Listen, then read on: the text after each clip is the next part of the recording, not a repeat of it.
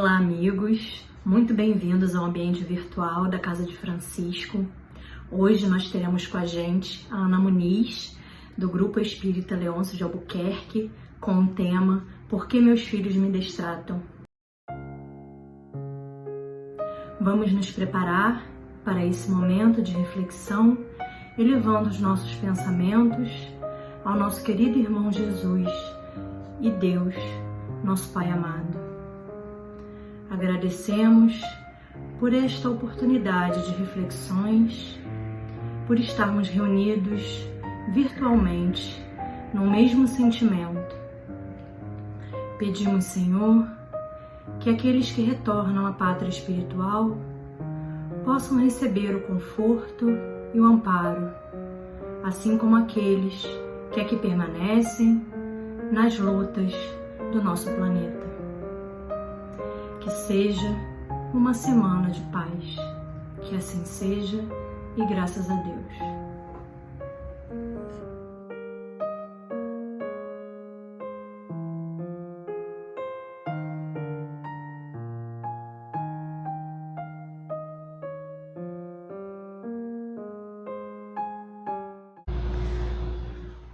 Queridos companheiros, atendendo ao convite do Grupo Espírita Francisco de Assis, nós estamos aqui hoje para tentar responder, esclarecer sobre uma questão que dá título a esse vídeo, que é a questão o porquê meu filho me detesta. É uma questão bastante forte, porém é muito mais comum do que a gente possa imaginar. Muitos pais hoje passam por problemas de relacionamento com os filhos e a pergunta fica muito difícil de responder quando se observa a situação unicamente pelo ponto de vista material, isso é, analisando somente essa encarnação. Então, o nosso objetivo hoje como espíritas, e sabendo que a nossa doutrina é uma doutrina reencarnacionista, é um dos princípios básicos da doutrina espírita, a reencarnação. Então, o nosso objetivo é transmitir os ensinamentos da doutrina espírita, esclarecendo sobre esse assunto com a finalidade de ampliar o ponto de vista de quem estiver assistindo e fazer cada um responder, então, intimamente essa questão. Porque desde já a gente esclarece que cada caso ele vai ser diferente do outro e dificilmente vamos encontrar duas situações que possam ser comparadas. A gente inicia logo então falando sobre o Evangelho segundo o Espiritismo, que no capítulo 14, intitulado Honrai vosso pai e vossa mãe, ele já vem dizendo que os laços de sangue não criam forçosamente os liames entre os espíritos, quer dizer, os laços de sangue não criam uma ligação entre os espíritos. O corpo procede do corpo, porém o espírito não procede do espírito, porque o espírito já existia antes da formação do corpo. O que isso quer dizer? Quando eu tenho um filho, eu passo para ele o que eu tenho de genético. Eu posso passar para ele a cor dos meus cabelos, a cor dos meus olhos. Então a gente costuma, logo que a criança nasce, a gente já costuma ficar comparando. Ah, mas ele parece com quem? Ele se parece mais com a mãe, ele se parece mais com o pai. De quem que é esse narizinho? Ele vai ser alto, vai ser baixo. Isso sim é hereditário, a gente consegue transmitir para os nossos filhos, porém o espírito não. O espírito ele já foi criado muito antes e ele então vem habitar aquele corpo. E é aí que a gente tem que começar a esclarecer essa situação. E Kardec continua nos dizendo que o objetivo dos pais é, além de fornecer esse corpo físico para essa encarnação desse espírito, é a tarefa de auxiliá-lo no desenvolvimento intelectual e moral desse espírito, com o objetivo de fazê-lo progredir.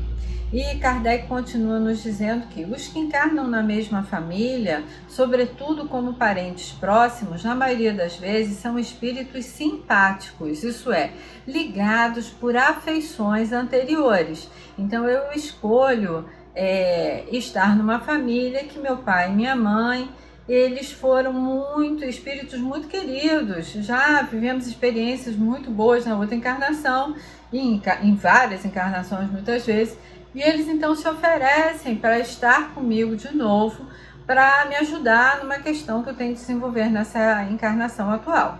Porém, ocorre muitas vezes que pode acontecer que esses espíritos sejam completamente estranhos uns aos outros, né? Afastados entre si por antipatias igualmente anteriores.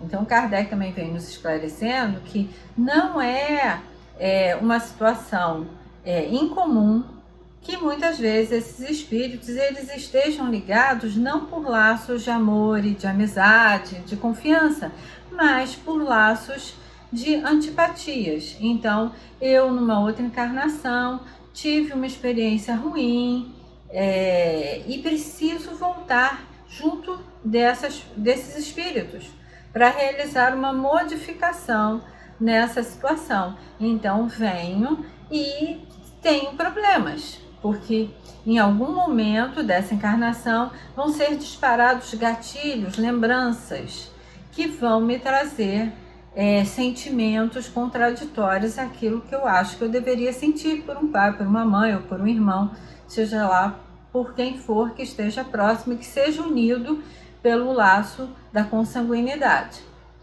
E Kardec nos informa, nos esclarece, que os verdadeiros laços de família não são os da consanguinidade. O verdadeiro laço da nossa família é o laço da afeição recíproca, da comunhão de ideias e de pensamentos. Ocorre muitas vezes que encontramos em pessoas que não são da nossa família uma afeição muito grande. Então, quem já não tem um amigo que a gente queria que fosse o nosso irmão? Quem não sente, às vezes, por uma pessoa que não é da nossa família, uma confiança da qual se teria por um pai, por uma mãe, um carinho extremado, e essa pessoa não é da nossa família? Então, isso quer dizer o quê? Que essas afeições que tornam as pessoas próximas através dos sentimentos. E isso acontece muito. E ocorre muitas vezes, né, que podemos sentir pelo pai, pela mãe, pelos irmãos, um desconforto e uma repulsa inexplicáveis. Assim como podemos sentir por um amigo, alguém que não é nosso parente, um amor muito grande, uma confiança muito grande, podemos sentir pelos nossos familiares mais próximos uma repulsa. E isso é um motivo de muita tristeza, de muita dúvida, e é o que levanta a questão que nós vamos tratar aqui. Então, no livro do Hermínio Miranda, Nossos Filhos São Espíritos, ele nos fala de uma senhora que foi procurá-lo e que ela tinha um caso bastante semelhante a esse que a gente está falando. Ela foi procurar o Hermínio buscando que ele fizesse nela uma regressão de memória, porque à época ele fazia esse tipo de terapia de regressão de memória para os espíritos se lembrarem do que tinha acontecido com eles na outra encarnação, com a finalidade de resolverem algumas questões. Só que nesse caso, Hermínio Miranda avaliou de modo diferente, porque ela relatava que ela tinha uma aversão muito grande pela mãe, que toda vez que a mãe se aproximava, que tinha algum contato físico, se aproximava para fazer um carinho, para beijar, ela sentia uma repulsa. E que a mãe nunca havia feito nada a ela naquela encarnação que justificasse aquele sentimento. Era uma mãe boa, uma mãe que se dedicava, e ela se sentia muito culpada por ter esse sentimento. de repulsa, e a mãe nem desconfiava disso. E, sobretudo, ela relata para o Hermínio Miranda que quando a mãe oferecia alguma coisa, fazia alguma coisa para ela comer e lhe trazia, ela não conseguia comer as coisas trazidas pela mãe. Ela sentia uma sensação muito estranha e ela não conseguia comer. Hermínio avalia aquela situação somente por esse relato e desaconselha ela a fazer regressão. Conversa com ela que aparentemente o caso era muito simples. Elas tinham algum problema nessa área e que provavelmente a mãe poderia inclusive tê-la assassinado através de um envenenamento, mas que isso era uma hipótese e que ela não deveria voltar, porque a lembrança nesse caso poderia piorar ainda mais a situação, que ela continuasse olhando a mãe somente pelo tudo que ela tinha feito nessa encarnação, que provavelmente ela havia mudado, se regenerado e não faria mais nenhum mal a ela, como a possibilidade que ela tinha feito no passado. Então, que ela começasse a enxergar na mãe uma nova pessoa. E é esse o nosso objetivo, é conseguir transformar os nossos sentimentos tendo uma nova oportunidade e com o esquecimento do passado. O Emmanuel, através da psicografia, o Espírito Emmanuel, através da psicografia de Chico Xavier, no livro Vida e Sexo, faz um comentário sobre o item 8 do capítulo 14 também, do Evangelho segundo o Espiritismo, esse mesmo capítulo que a gente falou anteriormente.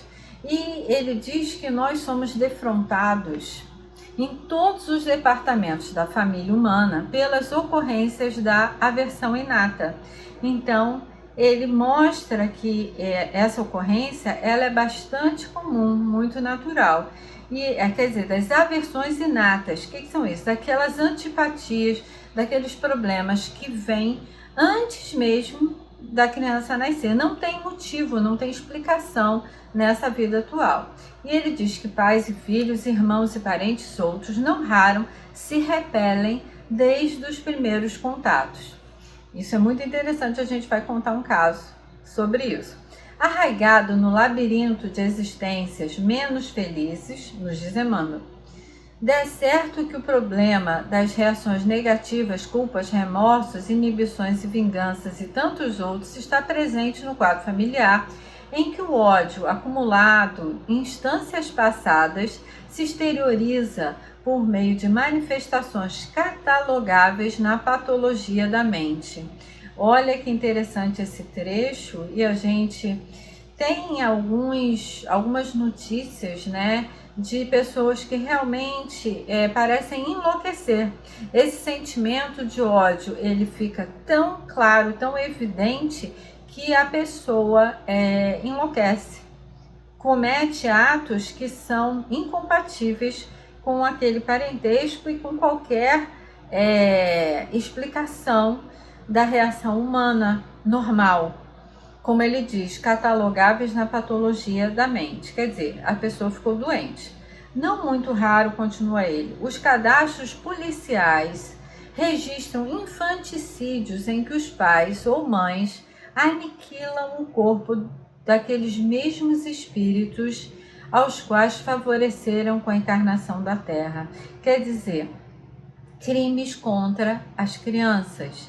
E isso para nós é motivo de muita revolta, de muitos comentários negativos, porque não conseguimos compreender como pôde aquela criatura que deu o corpo, deu a vida àquela criança e ela mesma vai tirar. Acontece também o inverso, filhos que cometem crime contra os pais e que também nos surpreendem, nos revoltam. Sobre isso, um dia desse eu ouvi uma pergunta muito interessante, porque lógico que a nossa doutrina, ela explica essa reação, ela compreende, mas ela não justifica. É bom que a gente entenda isso. Compreendemos que essa mente doente, ela pode ter adoecido por problemas do passado, que essas reações são fruto de injustiças e de mecanismos de outras encarnações, que a vítima de hoje foi ontem o algoz, porém isso não justifica, isso não responde, isso não cria uma defesa para essa criatura, que logicamente ela vai pagar pelo erro praticado. A lei de Deus vai ser empregada, ela complica a sua existência, ela cria mais um débito quando ela deveria ter reajustado a situação. Então eu vi uma pessoa perguntando o seguinte: o Espiritismo justificaria um crime nessa encarnação? Quando se sabe que a vítima de hoje é o inimigo do passado, esse crime seria atenuado?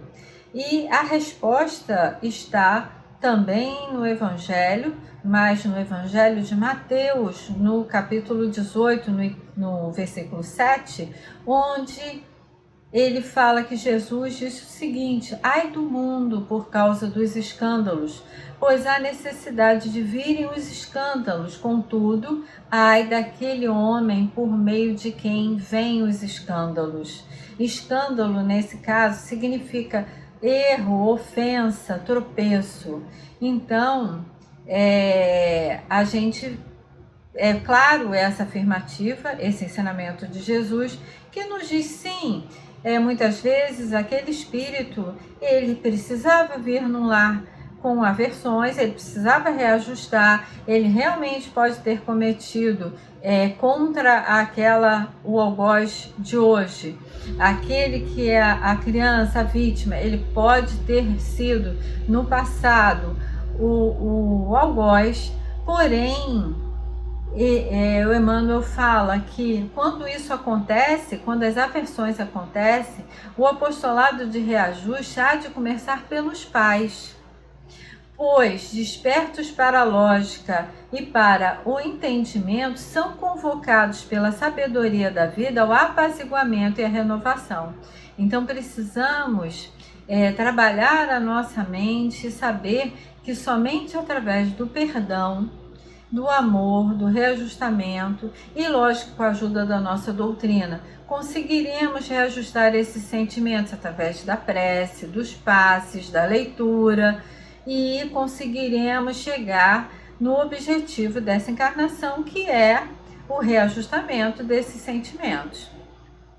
E como eu falei para vocês, que muitas vezes essa aversão ela começa antes até da encarnação, ou logo assim que ela se inicia, e eu falei que eu ia dar um exemplo. E esse exemplo, ele está no livro Missionários da Luz, muito conhecido entre os espíritas, que traz a tragédia de 3 espíritos: o Adelino, a Raquel e o Segismundo. Então, resumidamente, ele não conta exatamente o caso, mas o Adelino era, na encarnação anterior, marido da Raquel, e o Segismundo foi um espírito que desviou a Raquel do compromisso do casamento e depois assassinou Adelino. Então, ele, resumidamente, desculpa não ter informado antes, o livro Missionários da Luz é do espírito de André Luiz, pelo médium Chico Xavier. E André Luiz, então, reduzidamente, diz que a tragédia que envolve esses 3 espíritos é um caso típico, contado de forma reduzida. E ele diz que basta entender que Adelino foi vítima de homicídio, Segismundo do crime e Raquel do prostíbulo, porque provavelmente, depois de tudo isso, ela foi abandonada e acabou numa sociedade que não perdoava, ela acabou só sendo aceita no prostíbulo. E depois de muito tempo desses espíritos se prepararem no plano espiritual, Adelino e Raquel reencarnam e se unem novamente pelos laços do matrimônio, tendo combinado, planejado no plano espiritual, e lá já tendo sido efetuado o perdão e o entendimento, eles combinam que iriam receber o Segismundo como um filho deles, para que esse sentimento se ajustasse.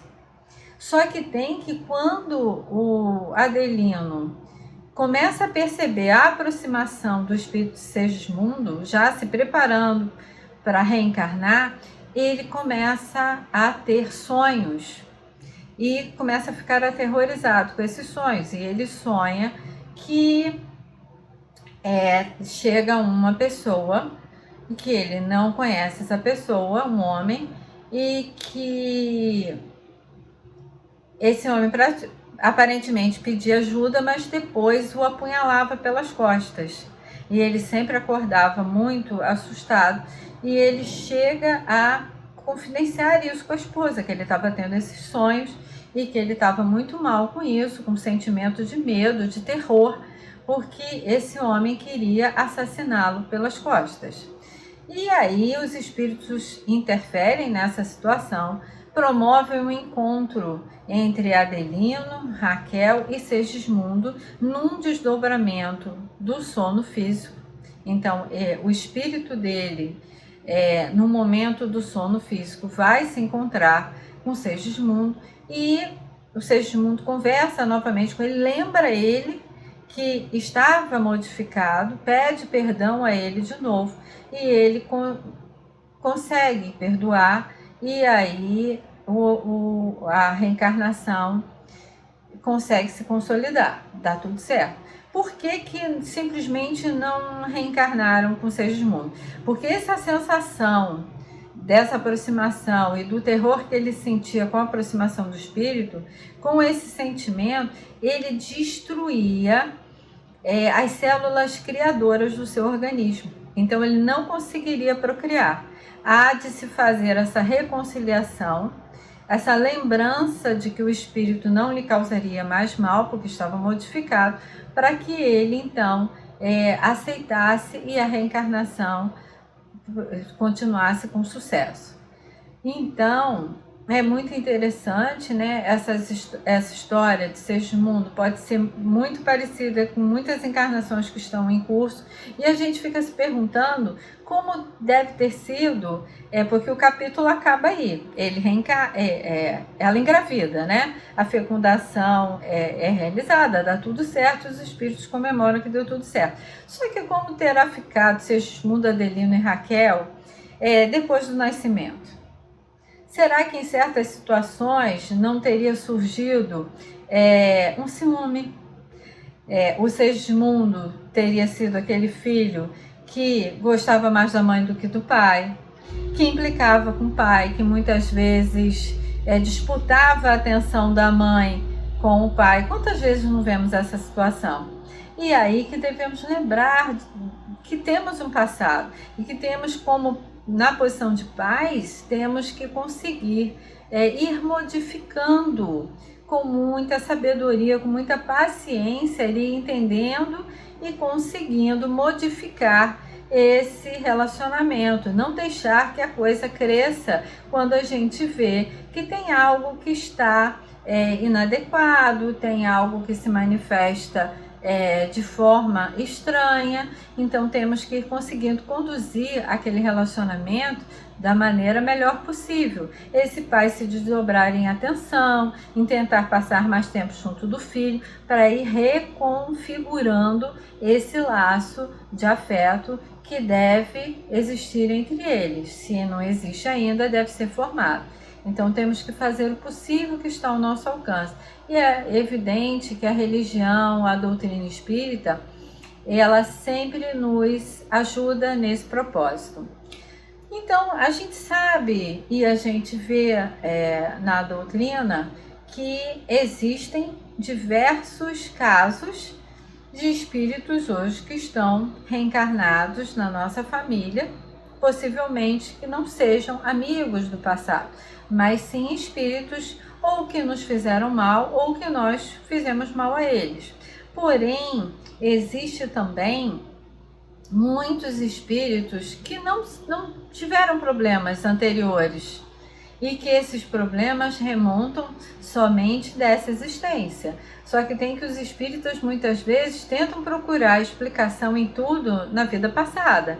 E no próprio Evangelho segundo o Espiritismo, no capítulo 5, no item 4, ele diz sobre a causa das aflições, quer dizer, a causa dos nossos sofrimentos, e ele diz que de duas espécies são as vicissitudes, as dores da nossa vida. Umas têm causa na vida presente e outras fora dessa vida. Porém, a gente tem muito mais problema e dor e aflição que remontam a essa vida mesmo, as nossas atitudes atuais, do que as do passado. Vocês sabiam disso? Então ele diz assim, que remontando a origem dos males da vida, reconheceremos que muitos dos nossos problemas são consequência natural do caráter e do modo de proceder do que os suportam. Quantos pais, isso literalmente está escrito no Evangelho, quantos pais são infelizes com seus filhos porque não combateram desde o princípio as suas más tendências, por fraqueza ou indiferença, e eu adiciono aí muitas vezes por culpa, e eu vou explicar para vocês a culpa, deixaram que nele se desenvolvessem o germe do orgulho e da tola vaidade, e mais tarde vão colher o que semearam. Então, quando eu coloco a culpa, é que muitas vezes a gente trabalha demais, a gente às vezes não tem tempo de dar a atenção que a gente gostaria, ou por qualquer outro motivo, a gente se sente na obrigação de ver aquele filho feliz. Então, quando ele pensa alguma coisa, quando ele pede alguma coisa, a gente quer satisfazê-lo de pronto, para substituir muitas vezes alguma coisa que a gente acha que está em falha. Então, por isso que eu falo da culpa, porque a culpa, o sentimento de culpa hoje, ele é um grande perigo no relacionamento entre pais e filhos. E a gente tem que observar muito bem isso. A felicidade que queremos dar aos nossos filhos não se encontra nas coisas materiais. A felicidade dos nossos filhos se encontra na consciência tranquila. Essa é a real felicidade. Devemos fazê-los progredir, devemos observar suas más tendências, devemos criá-los para serem pessoas melhores, espíritos mais maduros, espíritos que estejam no caminho do progresso. E para isso, muitas vezes, vamos necessitar de um pouco de energia, vamos necessitar de sermos um pouco mais duros para com eles. E daí a gente vê o valor da educação. A gente tem que educar. E Emmanuel nos fala que quando nasce a criança, traz consigo um patrimônio moral que lhe marca a individualidade antes do renascimento. No entanto, eles vão receber também o reflexo dos ensinamentos daqueles que são seus pais, os ensinamentos e os exemplos, que lhes vão imprimir uma nova chapa cerebral. É como se a gente recebesse um material, uma folha em branco, onde a gente conseguisse imprimir um novo modelo. É lógico que aquele papel, ele já tem algumas impressões do passado, mas ali ele está facilmente moldável. A gente pode reescrever algumas coisas que vão ditar o que aquele espírito vai ser dali para frente. Então, eu posso ter feito muitas coisas erradas no passado, porém, nessa existência eu posso corrigi-las, e é esse o meu objetivo. Então, eu não tenho que me prender às características que aquele espírito traz. Um dia, observando no comportamento de uma mãe, numa pracinha com seus filhos, a criança estava com um brinquedo e uma outra criança queria o brinquedo. E ela simplesmente disse para a mãe da criança assim: não, ele não vai dar, ele é egoísta. Ele não divide os brinquedos dele com ninguém, é uma característica dele. E falou achando que essa característica era normal, era dele e não cabia a ela mudar, porque era uma coisa que ele já tinha trazido. Não que ela fosse espírita, mas ela dizia como uma coisa consolidada. E a criança tinha uns 3 anos. Então, óbvio que se a gente vê hoje uma característica negativa no nosso filho, a hora de mudar é na infância. Ah, mas e agora? Eu só observei essa característica e ele já está homem feito ou ele já está adolescente. Sempre há tempo. sempre há tempo de conseguirmos a mudança, até quando já estamos mais velhos. A nossa vida, a nossa encarnação, ela é toda aproveitável. Então não é porque eu cheguei numa idade madura que eu não vou conseguir modificar um sentimento, que eu não vou conseguir modificar uma qualidade, um defeito. Eu consigo sim ampliar as minhas qualidades e diminuir os meus defeitos. E é esse o nosso objetivo, principalmente como pais. Então, trago para finalizar a nossa conversa de hoje um exemplo maravilhoso que está no livro Mensageiros, também pelo espírito de André Luiz, pelo médium Chico Xavier, onde ele nos conta a história de Dona Isabel, mãe de 5 filhos e viúva. As crianças contavam com idades entre 16 e 5 anos. E era um menino e 4 meninas. Um menino na idade mais ou menos de 12 anos era um espírito diferente. E aí que a gente vai ver um outro caso que muitas vezes não se trata só de inimizades, de aversões anteriores por conta de quem foi vítima, quem foi algoz, por conta de algum delito do passado, mas às vezes nos atribuem um compromisso de ajudar espíritos que estão atrasados no seu desenvolvimento moral. Então é uma questão somente de que a gente assumiu um compromisso com um espírito um pouco mais difícil, muitas vezes é um espírito de nossa afeição, só que ele se atrasou no desenvolvimento. Aquela parentela espiritual dele está se afastando dele porque ele está atrasado.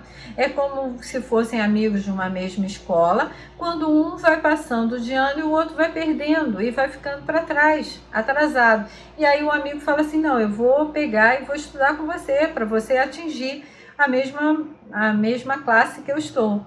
Então buscamos muitas vezes nesse relacionamento familiar fazer isso, dar a mão àquele espírito que ficou para trás. Nitidamente esse espírito que vinha como filho de Dona Isabel e de seu marido, o senhor Isidoro, que já havia desencarnado, mas continuava ali naquele núcleo ajudando aquela família por já ter uma posição moral bastante elevada, e Dona Isabel também. As meninas não, as meninas comungavam dos mesmos pensamentos, da mesma evolução moral da Dona Isabel e do marido, e o menino era um pouco mais revoltado. E eles tinham uma casinha, estavam passando por dificuldades financeiras muito grandes, e Dona Isabel, muito conformada, ela tinha uma parte da casa que era destinada a um culto evangélico.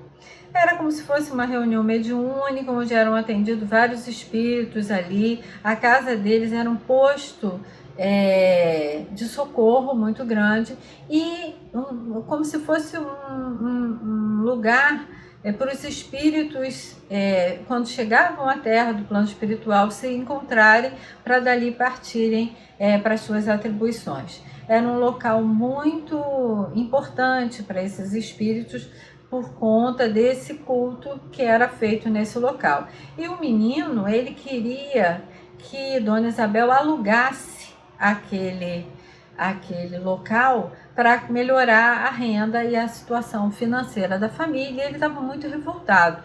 E aí que vem um diálogo muito interessante entre ela e o filho, onde ele pede, que diz que já conversou com um senhor, um comerciante do local, e que faria dali um depósito e pagaria o aluguel. E ela diz: você deve saber, meu filho, que enquanto respeitarmos a memória do seu pai, este salão será consagrado às nossas atividades evangélicas. Já lhes contei a história do nosso culto doméstico e não desejo que vocês sejam cegos às bênçãos do Cristo. Quer dizer, ela tinha a noção, ela via nitidamente a chegada dos espíritos e a importância daquele local e as bênçãos que eram recebidas por aquele local existir daquela maneira, muito maiores do que qualquer dinheiro poderia ter para aquela família, né? Nada seria mais importante. E ela diz para ele assim: mais tarde, Joãozinho, quando você entrar diretamente na luta material, você poderá, se for agradável ao seu temperamento, construa casas para alugar. Mas agora é indispensável que você considere esse recanto como algo sagrado para sua mãe. E aí ele diz assim: e se eu insistir? Aí ela fala assim: se você insistir, será punido, porque eu não sou mãe para criar ilusões perigosas ao coração dos filhinhos que Deus me confiou. Olha que interessante, eu não sou mãe para criar ilusões perigosas nos corações dos filhinhos que Deus confiou a ela. E muitas vezes nós temos que rever então o nosso posicionamento, se nós não estamos fugindo um pouco da tarefa que nos foi destinada, criando ilusões materiais nesses coraçõezinhos que tínhamos que encaminhar para o bem, para a religiosidade, para a evolução moral. Tenhamos então hoje essa reflexão: será que meu filho realmente me detesta? Ou será somente que eu preciso realmente ser um pouco mais enérgica porque ele precisa evoluir? E essa maneira que ele tem de demonstrar essa reação contra mim é somente uma birra de um espírito que teima em estacionar num tempo e num lugar que não é mais propício para ele. Ele precisa se movimentar para o bem.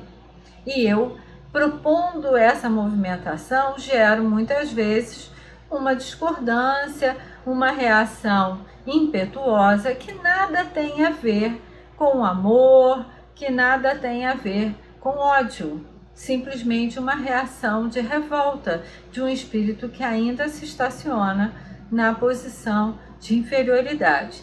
Devemos fazê-lo evoluir com muita paciência, trazendo para ele, na medida do possível, os nossos exemplos, os nossos conhecimentos da doutrina, que irão lhe ajudar muito, sobretudo as nossas preces, porque num momento da vida dele, essa semente que a gente está plantando agora, ela vai germinar.